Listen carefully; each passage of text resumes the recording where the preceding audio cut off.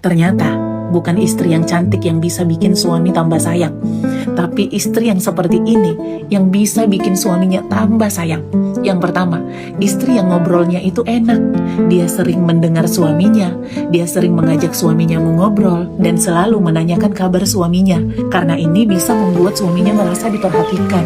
Terus yang kedua, istri yang suka memuji dan berterima kasih kepada suaminya. Kalau suami bantu-bantu, dia selalu ucapkan terima kasih. Kalau suaminya pulang bekerja, dia selalu puji suaminya. Dia selalu semangatin suaminya karena ucapan terima kasih dan pujian kecil dari seorang istri itu bisa menenangkan hati seorang suami. Dan yang ketiga, istri yang tetap merawat dirinya.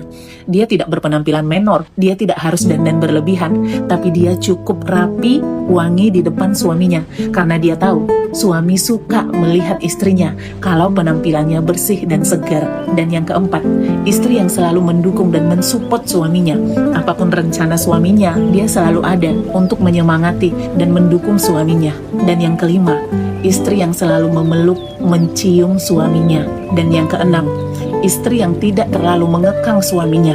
Dia mengasih ruang kepada suaminya karena dia tahu dan dia percaya kepada suaminya. Dan yang ketujuh, istri yang tenang. Kalau ada masalah, dia selalu bawa diam dan tenang dulu. Dan ketika nanti suasana sudah kondusif, baru dia mencoba bicara.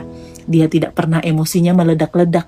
Dia tahu bagaimana caranya membuat rumah terasa hangat, membuat rumah menjadi tempat yang nyaman buat suaminya. Istri yang seperti ini, suaminya bakalan betah dan suaminya selalu pengen cepat-cepat pulang ke rumah ketika dia sedang bekerja.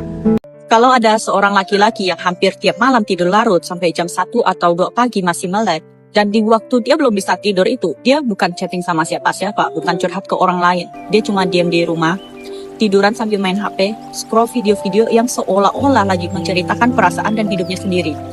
Kalau kamu kebetulan lihat video ini, coba tebak, laki-laki kayak gitu biasanya pernah ngalamin apa? Pasti hidupnya nggak sederhana, pasti ada sesuatu yang bikin hatinya berat. Coba pikir lagi, pengalaman seperti apa yang bisa bikin seorang pria milih buat nyimpan semua rasa senang, marah, sedih, kecewanya, semuanya di dalam malam yang nggak ada satu orang pun tahu. Malam jadi tempat dia sembunyi, tempat dia ngeluarin napas panjang yang nggak pernah dia tunjukin ke siapapun.